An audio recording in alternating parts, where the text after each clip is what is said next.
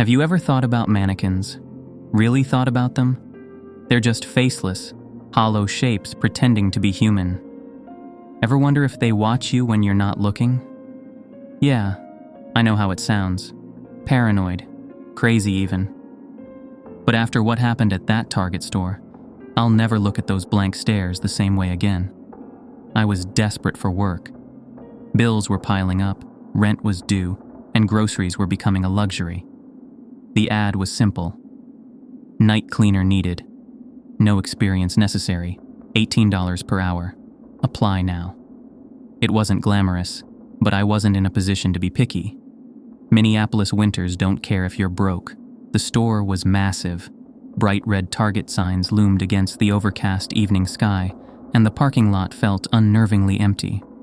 For a 24-hour retail giant, it was quiet. Too quiet. I shook the thought off. It was nerves. My first night at a new job. Of course I'd be anxious. The manager, Greg, greeted me with a clipped, no-nonsense tone. He was a wiry man in his mid-40s with an ever-present scowl that made him look perpetually disappointed in life. His uniform was immaculate, but his eyes were sunken and shadowed like he hadn't slept in years. You'll be cleaning the store after closing, 11 p.m. to 7 a.m. Simple enough, right? He said, shoving a mop and bucket into my hands before I could answer. Just follow the rules. Rules? I asked, confused. He handed me a laminated sheet, the edges frayed from overuse. The rules were odd. 1. Always mop in straight lines, no circles or swirls. 2. If the mannequin in aisle 6 is facing west, don't touch it, just leave it alone. 3. Check the mirrors in the fitting rooms every hour. If something feels off, call me immediately. 4. Never stir the mop water after midnight. 5. If you hear whistling, stop what you're doing and leave the aisle immediately. Greg didn't offer any explanations. I asked about the mannequin, about the whistling, but he just waved me off with a terse, "You'll be fine. Just do your job and don't ask questions." Something about his tone made the hairs on the back of my neck stand up, but I chalked it up to nerves again. It was a cleaning job, after all. How bad could it be? The Target was a maze of fluorescent light and aisles stretching endlessly into the distance. Once Greg left, the store felt cavernous and empty.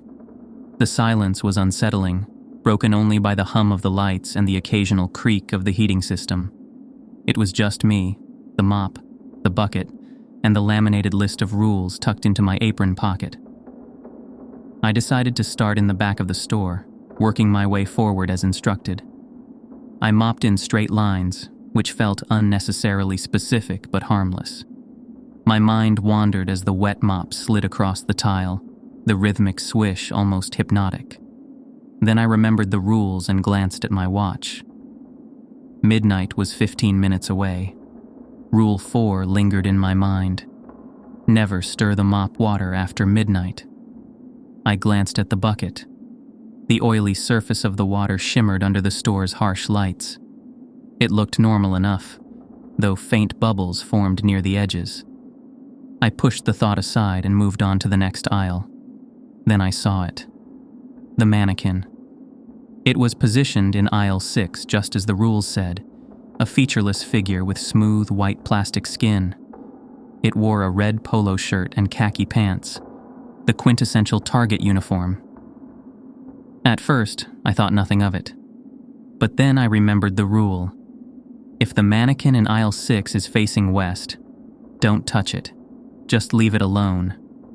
I wasn't even sure which direction was west, but something about the way it stood, its head slightly tilted, made me uneasy. I stepped closer, trying to see if the mannequin's head was turned. It wasn't. But as I moved around it, I could swear the angle of its head shifted ever so slightly. I froze.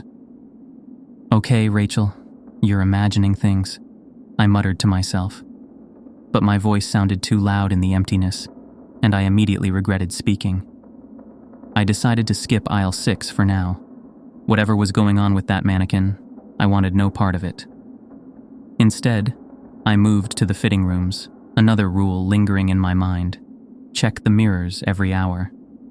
The fitting rooms were eerily dark, the overhead lights flickering as I approached. I felt a chill crawl up my spine as I stepped inside.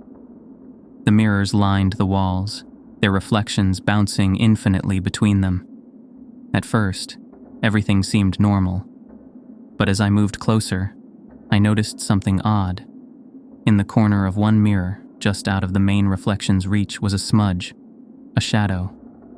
I leaned in, squinting. It was gone. "Great," I muttered, stepping back.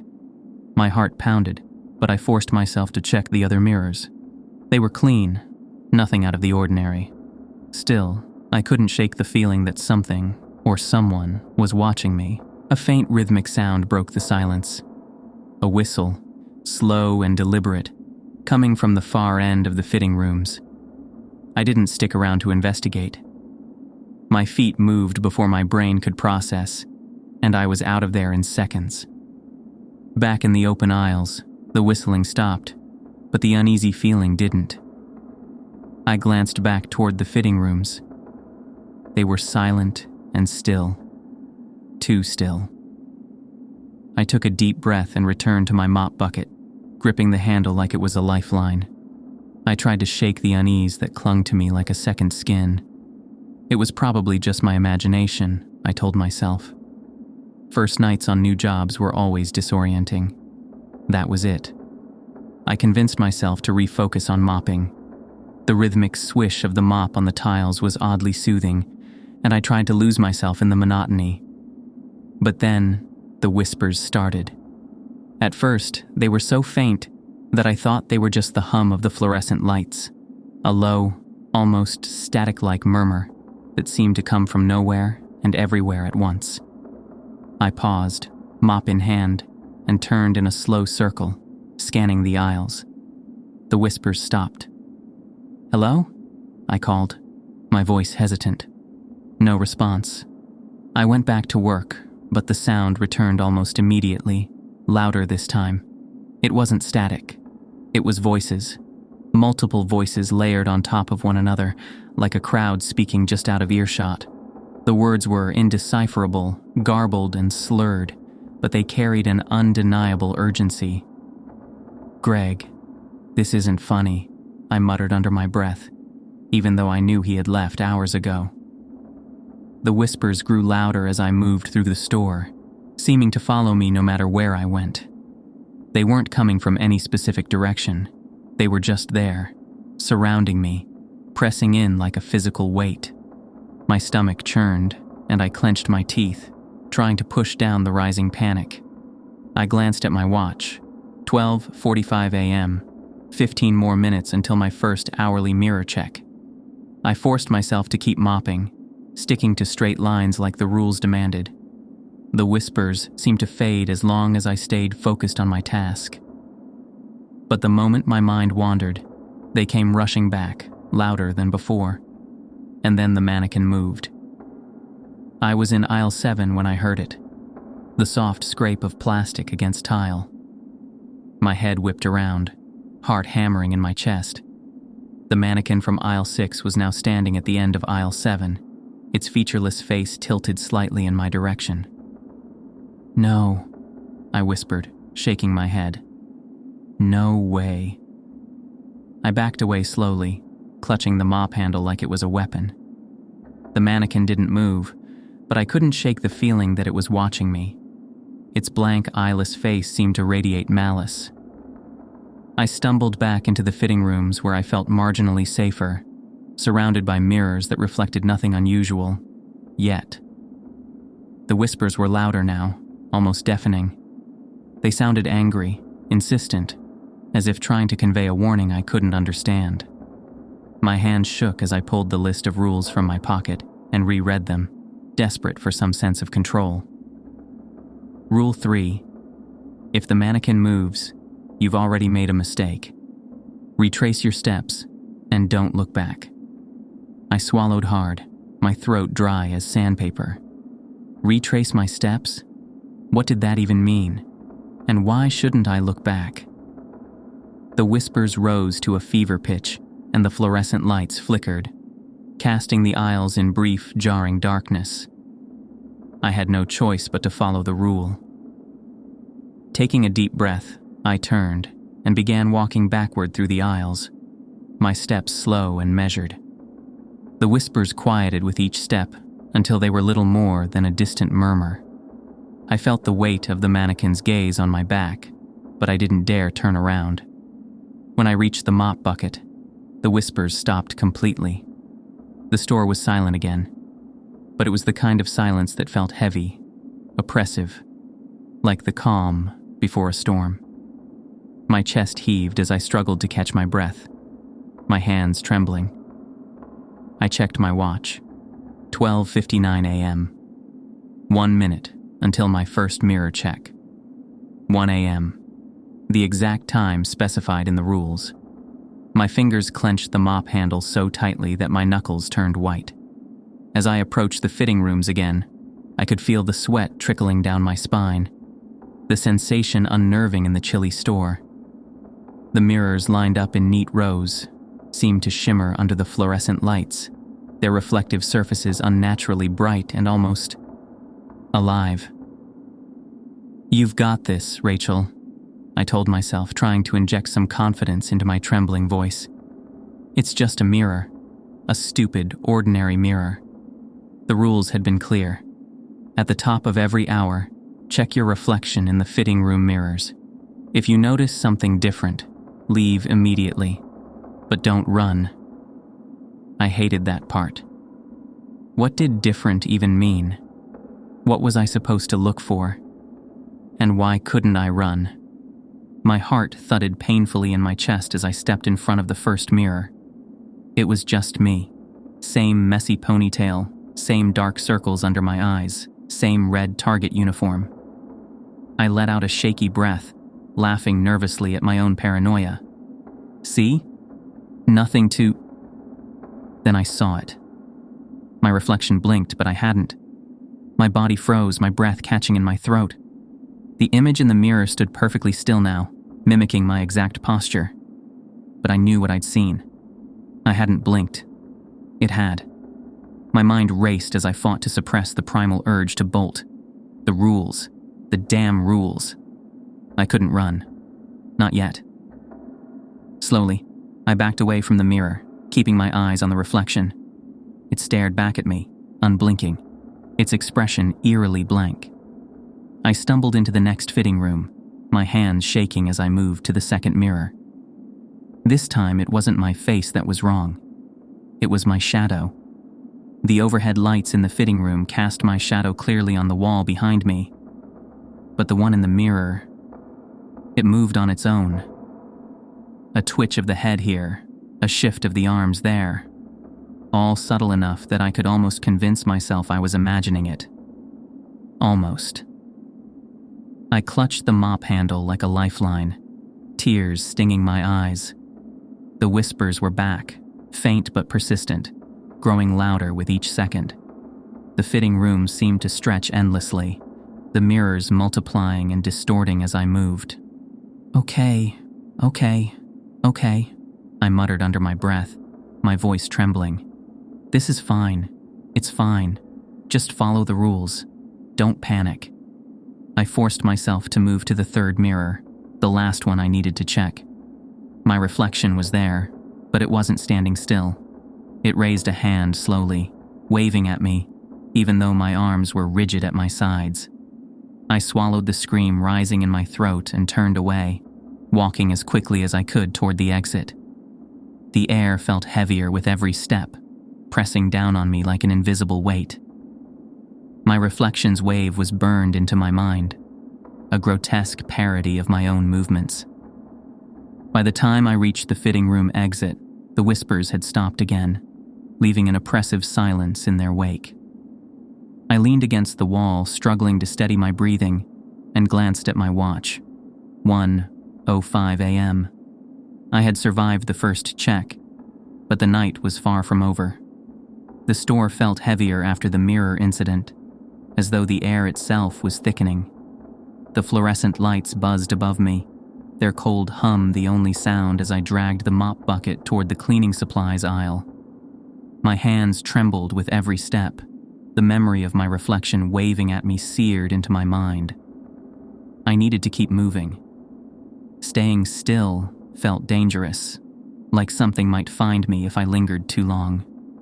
The rules had said nothing about the mannequins, but as I turned into the main aisle that led toward the employee break room, they caught my eye.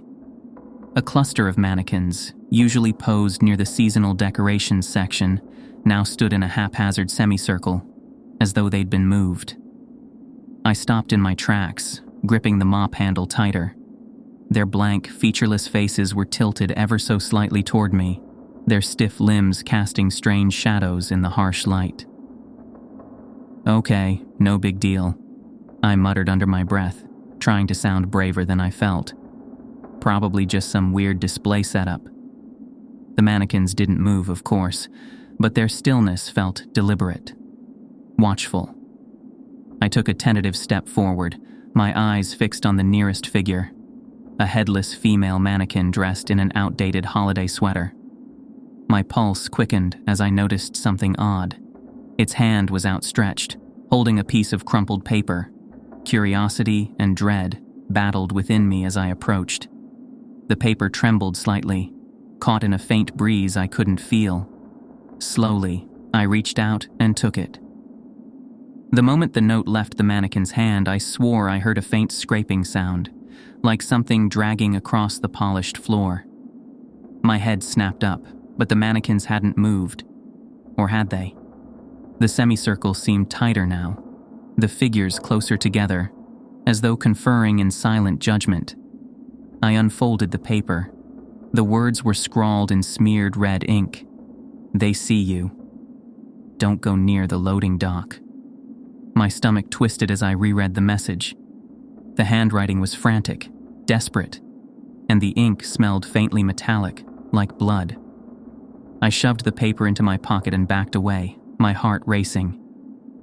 The mannequins remained still, but their presence loomed large. I didn't trust them. The rules hadn't mentioned them, but I couldn't shake the feeling that they were watching, waiting for me to make a mistake. The loading dock was next on my cleaning schedule. I checked the clock, 2:15 a.m. The rules required me to sweep the stockroom by 2:30, but it was dangerously close to the loading dock. I hesitated, my mind racing. I could skip it, pretend I hadn't seen the note. But what if ignoring the rules was worse? What if breaking them drew the attention of whatever had written that warning? I took a shaky breath, gripping the mop like a weapon. "Just follow the rules," I whispered to myself. "Stick to the rules, and you'll be fine." But deep down, I wasn't so sure. The stockroom door groaned as I pushed it open. The air was colder here, an icy chill that gnawed at my skin despite the humid heat of the mop water I was dragging behind me. The fluorescent lights overhead flickered sporadically, casting dancing shadows along the towering shelves packed with boxes.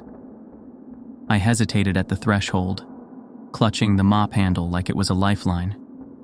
My mind kept replaying the warning on the crumpled paper. "Don't go near the loading dock." The loading dock was visible from here, a cavernous space filled with stacks of pallets and a wide roll-up door that led into the night. It was quiet now, unnervingly so. I couldn't even hear the occasional hum of the refrigerators anymore. As I stepped inside, the door creaked shut behind me with a loud click. I spun around to see that it hadn't just closed, it had locked. The doorknob wouldn't budge, no matter how hard I twisted or pulled. "Okay, stay calm," I muttered. "You've done this before." I turned my back to the door, focusing on the task at hand. The rules were clear. Sweep the stockroom by 2:30 a.m. I checked my watch. 2:17. 13 minutes to go. That was plenty of time if I didn't waste it panicking. As I started sweeping the floor, I became acutely aware of how massive the stockroom was. My footsteps echoed in the silence, each one magnified like a drumbeat. Shadows moved in the corners of my vision, though whenever I turned to look, there was nothing there. That's when I heard it, a faint whispering. At first, I thought it was the wind, maybe a draft coming in from the loading dock. But as I paused to listen, I realized the sound was distinct. Words, voices, dozens of them murmuring in low tones, like a crowd gathered just out of sight. I froze, my grip on the mop tightening. The whispers grew louder, converging into a single word that echoed through the stockroom. Leave. My heart pounded as I scanned the room, desperate to find the source of the sound. The boxes seemed to shift slightly, their shadows lengthening unnaturally. I turned toward the loading dock. The roll-up door was open. I knew it had been closed when I came in. The sight of it gaping open, revealing the black void beyond, sent a wave of nausea through me. My hands trembled as I forced myself to take a step forward, then another. The rules didn't say anything about an open loading dock, but the paper had. Don't go near the loading dock. The whispers grew louder, more insistent. They seemed to be coming from the dock now, like a siren call beckoning me forward. I stopped a few feet away, staring into the abyss. That's when I saw it. Two faint, glowing eyes staring back at me. They blinked. I stumbled backward, my breath hitching in my throat. The whispers turned into laughter, a low, guttural sound that reverberated through the room. I turned and ran, the mop forgotten on the floor. The door to the stockroom was still locked, but I didn't care. I threw my weight against it, desperate to get out. With a groan, the door flew open, and I spilled into the hallway, gasping for air.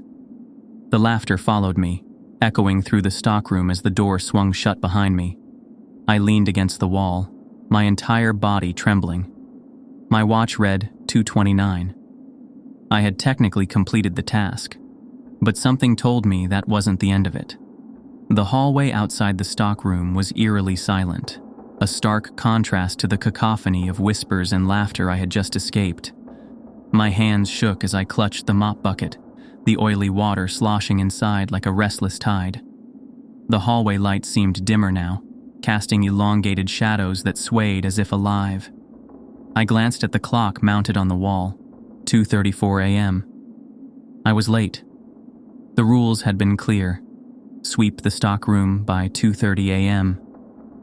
My chest tightened as the reality sank in. I had technically completed the task, but not within the allotted time. My mind raced, trying to convince itself that a few minutes wouldn't matter, that the rules were just a scare tactic, a way to keep employees in line. But then why had I heard those whispers, seen those eyes? I forced myself to move, dragging the mop bucket toward the break room. My knees felt weak, every step heavier than the last. As I reached the door, I stopped cold. The mop bucket began to shake violently, the oily water inside bubbling as though it were boiling. The sound of splashing filled the hallway, louder and louder until it drowned out the pounding of my heart. And then it stopped. The water stilled, settling into an unnatural calm. I stared down at the bucket, my reflection staring back at me. But it wasn't just my face. There was someone, something, standing behind me. A figure cloaked in shadow with glowing, hollow eyes that bored into my soul. I spun around, but the hallway was empty. A low, creaking noise echoed down the corridor. My breath hitched as I turned toward its source. The mannequins. The store's promotional mannequins, which had stood stiff and lifeless at the front of the store earlier that night, were now here, lining the hallway. Their blank plastic faces seemed to watch me, their hollow eyes following my every move. No, this can't be happening, I whispered, backing away. My foot caught on the mop bucket, sending it tumbling to the floor. The water spilled out, spreading like ink across the tiles, and with it came a sound, a faint, echoing voice. Rachel. I froze. The voice was unmistakable. It was mine. The mannequins began to move, their heads twitching toward me in unison. Their arms creaked as they raised them, reaching out as if beckoning me forward. I stumbled back, my body trembling with terror. And then I broke the final rule. "Do not run." My instincts screamed at me to flee, and I obeyed. I turned and bolted down the hallway, my footsteps echoing like gunshots. The mannequins gave chase, their plastic limbs clattering against the floor as they pursued me. The exit was just ahead, the glass doors gleaming like a beacon of salvation. But as I reached them, I realized they weren't opening. The doors stood locked, the reflection of my terrified face staring back at me. "Please, let me out," I screamed, pounding on the glass. Behind me, the mannequins stopped. Their hollow eyes burned into my back, their shadows looming over me. The voice came again, louder this time. "Rachel." I turned slowly, tears streaming down my face. The mannequins were no longer mannequins. They were people, former employees, their faces frozen in eternal terror. And among them, I saw myself. My own face stared back at me, etched in plastic. The realization hit me like a freight train. I wasn't escaping. I had already joined them. Weeks passed, or maybe months. I couldn't tell anymore. Time didn't flow naturally in here. The store was always illuminated by that cold, fluorescent glow, the kind that bleached out everything except the shadows lurking just outside its reach. I could feel them watching, always just out of sight, waiting for me to make another mistake. I was no longer Rachel, not entirely.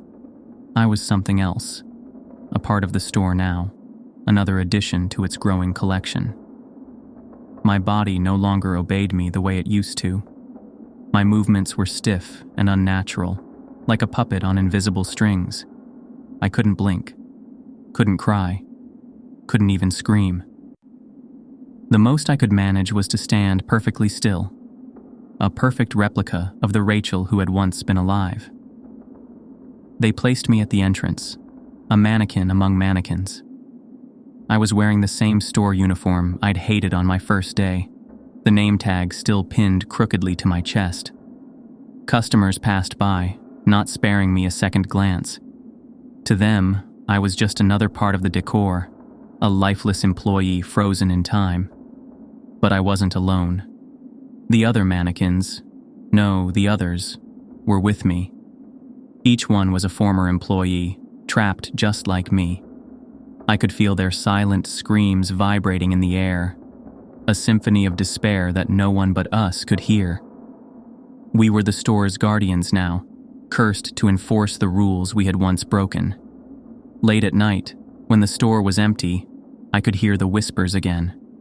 They echoed through the aisles, a chorus of voices all too familiar. They spoke of lives left behind, of families waiting for loved ones who would never return. And sometimes, just sometimes, I could hear my own voice among them, calling out for help that would never come. The worst part wasn't the stillness, the suffocating silence, or even the unblinking stares. It was the moments when I caught glimpses of myself in the reflective surfaces of the store, the shiny tile floors, the polished glass displays. My own face stared back at me, distorted, hollow, unrecognizable. My eyes were no longer mine. They were filled with something ancient, something that had been waiting in this store long before I arrived. I had become the thing I feared most, a warning, a silent message to anyone who dared break the rules. I could only hope that someone, someday, would notice the terror frozen in my plastic face and heed the warning I could no longer give. The final rule whispered through my mind, etched into my very existence. The store keeps what it claims.